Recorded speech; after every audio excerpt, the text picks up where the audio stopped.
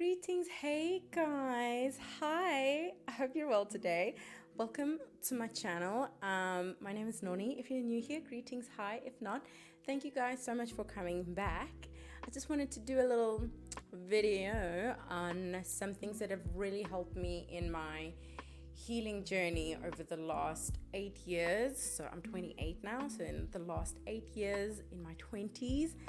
I think these will be really helpful for you guys, and it's always important to remember that these things take ongoing practice, a lot of patience with yourself, and support with others if you can find it. That's why we have this little community between us where we can chat, discuss, share, and of course grow, learn, and heal. Okay.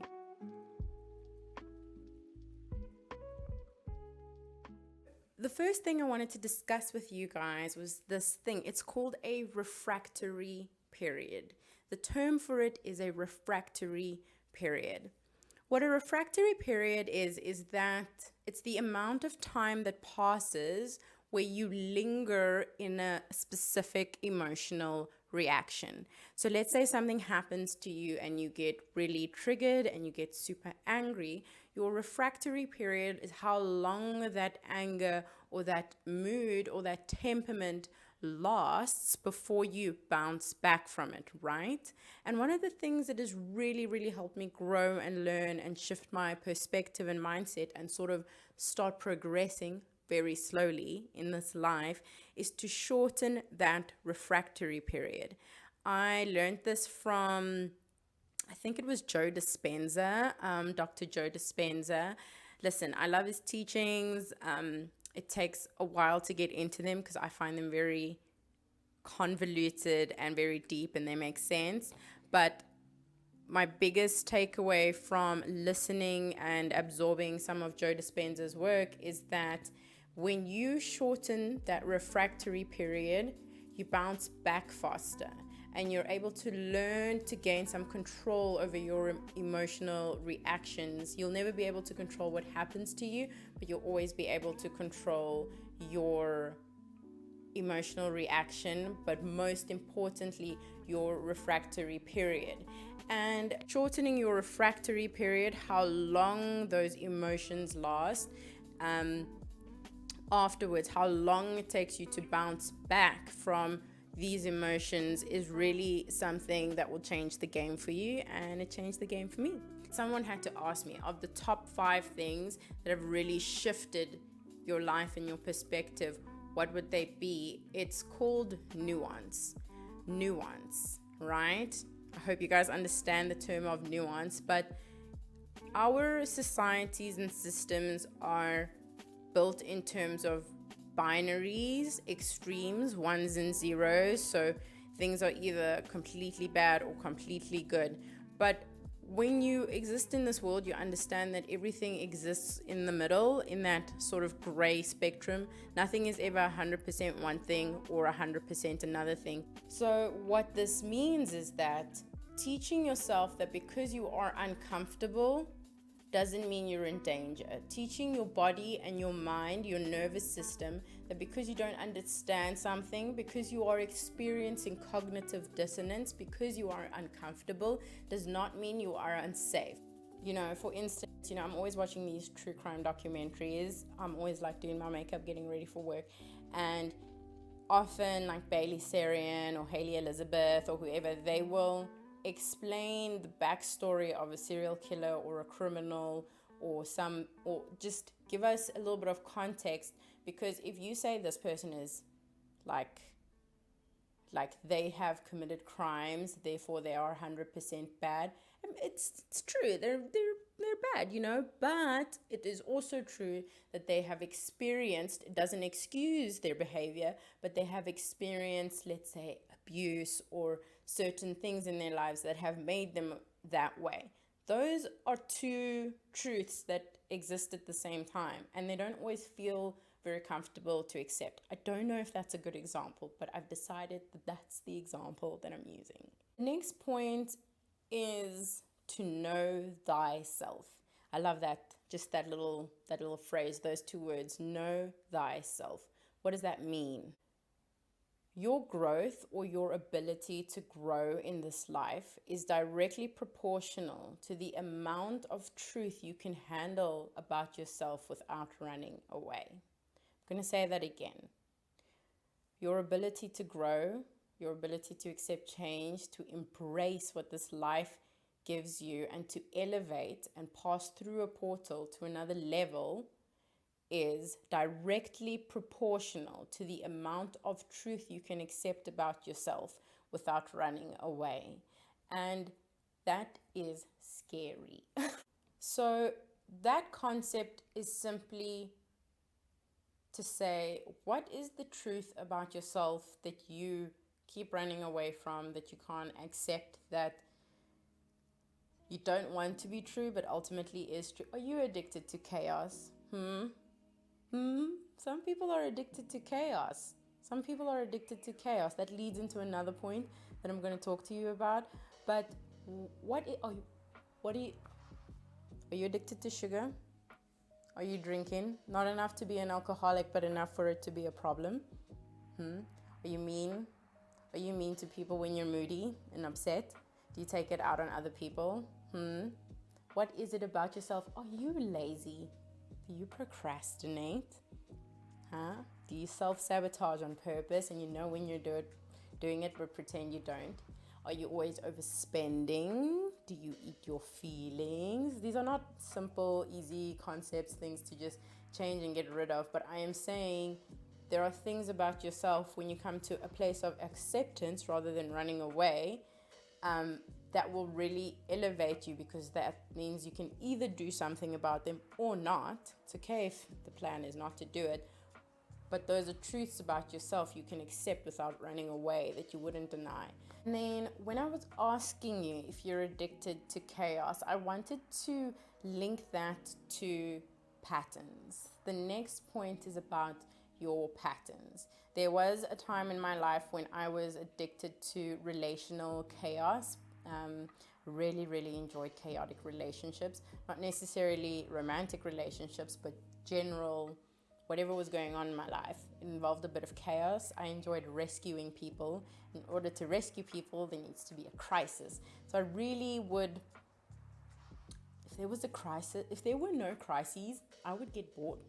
Like, I didn't know that about myself at the time, but I really enjoyed that pattern of having crisis, rescuing the people in my life, having them come rescue me, or in these like weird push and pull codependent relationships that were either codependent or disorganized attachment styles. That is my attachment style, by the way, if you wanted to know. I have a disorganized attachment style that has become secure over time. So I started off with a disorganized attachment style. Anyway, the point is patterns. If you are finding that there are certain patterns in your life that are repeating, and you have seen this all before, same devil, different clothes, I promise you it's likely that the problem is you. Okay, it's not nice to hear it, and I am laughing a little bit because it's ridiculous when you get better and look back, but it is likely that God or the universe, whatever, is trying to teach you something, is trying to help you through something, is trying to give you a mirror. And if you ignore it, it's just going to happen again and again and again. And that doesn't mean to say if people are hurting you or abusing you or whatever, that you should then blame yourself. I'm just saying you might be walking into situations and putting yourself in the line of fire sometimes. And this is very specific, because what I'm saying is a little bit of a dangerous thing to say. And this is very specific to patterns in your life that involve the example I made earlier, so it's very contextual. Last year, I thought I had landed the job of my dreams. I thought I had just like worked up into this point and just found a place, and the whole thing turned out to be quite a shamble. And so another thing that has, but this is a skill I've had for a while, and I do thank my parents and the people around me for teaching me this, is that you need to be able to pivot. My pivot game is relatively strong. My panic game is also strong, panicking while pivoting. That links to the next point. But being able to pivot, it's a strength, it's a skill. Do not panic every time the pace changes. Do not panic every time things look unfamiliar or uncomfortable. Something I've started to train myself to do is to get excited when things are starting to look a little different, maybe a little shifty. It means that either my time here in this situation is done, I have learned something, what have I learned, and how can I take it to the next thing, or the next thing, and that thing may be the better thing, or that you're just not supposed to be there. You know, what's meant for you is, I promise you, it's always going to find you. And so when it's time to pivot, you need to pivot with strength and with grace. And you cannot panic every time the pace changes. You can grieve when changes occur and you mourn the loss of an old life, an old you. You mourn the loss of maybe different hopes and dreams you had for a situation, people, places, things. You can grieve, you can mourn, and give yourself permission to rise. Don't panic every time the pace changes. Learn to pivot and learn to be okay with the shift. You know? Your nervous system, your subconscious mind, will almost always pick a familiar hell over an unfamiliar heaven. I'm not even going to explain that. Your subconscious mind is often in control. It will, guys, if you don't learn to start noticing what is happening and how you operate, know yourself, know thyself. I said that in the other point. But your body, your nervous system, your mind, it will almost always choose a familiar hell over an unfamiliar heaven. Do with that information what you must. Next, something that's really helped me on my healing journey is normalizing talking about death. So both metaphorically and also, what's the term? Physically. Metaphorically and not metaphorically. I'm having a bit of a brain fart. It's fine. It doesn't happen very often. But normalizing talking about death is a strength in your life while you are alive. Metaphorically speaking, you will go through many deaths and rebirths. Just like the seasons, you know, summer, spring, summer, autumn, winter, just like the seasons, you will go through those. It is never the same leaves that grow again after winter on any of the trees, right? The leaves grow back, but it's never the same leaves. And just like that, you will die and be reborn, and you'll be new, you'll be different. Even if you are the same tree, the leaves will be different every single time. Moreover, there will be an end to your time here in this realm. And my dad's death taught me this. There will be an end to your time here, right? And also everybody you love, they're not going to be here. So you really need to firstly be okay with that conceptually, and then let that put things into perspective. That's all I'm going to say. If you are a person who identifies as a woman who wants to have children, you need to understand something very specifically. You need to be strategic about who you marry. You need to be strategic. And the word strategic is the most important word here. Not emotional, not plan it out, not be, I'll think about it, see later. You need to be strategic about who you choose to marry, if you will have children with them, when you will have children with them, why you will have children with them. No matter what, even if you have a partner who's like 100% supportive, the best person ever, it is you, the childbearing person, the person who is going to give birth to this person and breastfeed and do all those things. It is you whose life is going to change the most. I don't really care what anyone has to say about that. People are going to be like, no, it's you. Your life is going to change the most. It's your career that's going to take the pause. It's your finances that are going to change. It is your time. It's going to be your ability to take care of yourself and your mental health. That is going to change. And you are going to be changing the game of your life for an undefined amount of time. You don't know what's going to happen. You also always need to be prepared to be a single parent if you are a woman, in the sense that when your partner may pass, and the world is cruel to women, the world is cruel to Black women, the world is hard. Like, I don't mean it in like a nihilistic way, but I just mean this is not, you need to think about these things and you need to accept those as reality and move with them somewhere strategically in your head.